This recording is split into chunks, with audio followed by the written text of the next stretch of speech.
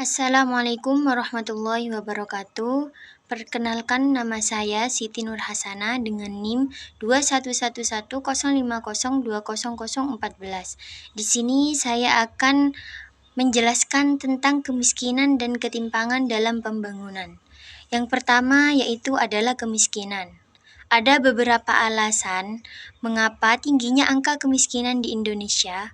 Dengan demikian, ini adalah daerah yang belum berkembang dengan sumber daya alam pertanian yang terbatas, dan oleh karena itu sangat terbatas peluang untuk memaksimalkan melebihkan SDM.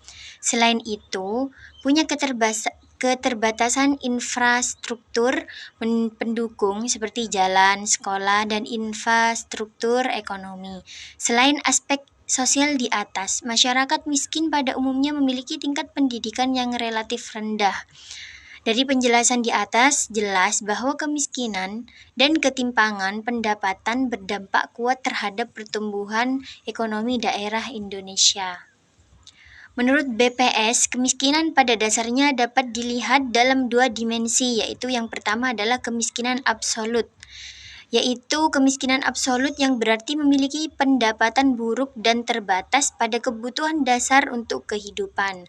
Kemiskinan absolut bisa mengukur dibandingkan tingkat pendapatan individu, sedangkan pada tingkat pendapatan yang selalu membutuhkan memenuhi keperluan dasar yang diperlukan untuk memenuhi tujuan kelangsungan hidup. Yang kedua yaitu kemiskinan relatif.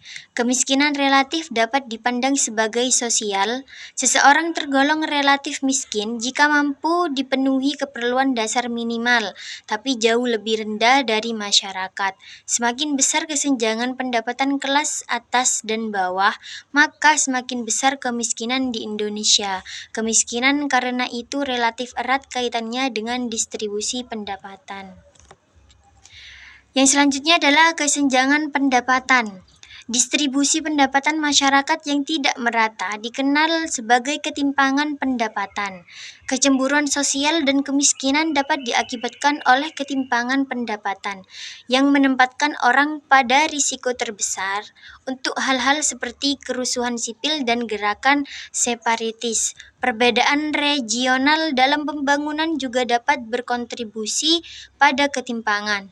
Tenaga kerja regional yang tidak efisien, upah, dan mobilitas investasi memperburuk ketimpangan regional.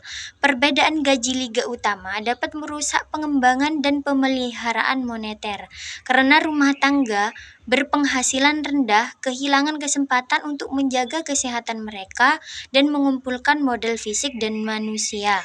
Ketimpangan yang tinggi dapat memperlambat pertumbuhan. Hal ini dapat mengakibatkan pembiayaan pendidikan yang tidak memadai.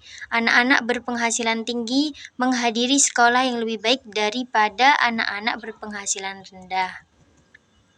Masalah pendapatan sering diringkas dengan mengatakan pendapatan yang nyata orang kaya terus naik, sedangkan pendapatan real si miskin terus turun.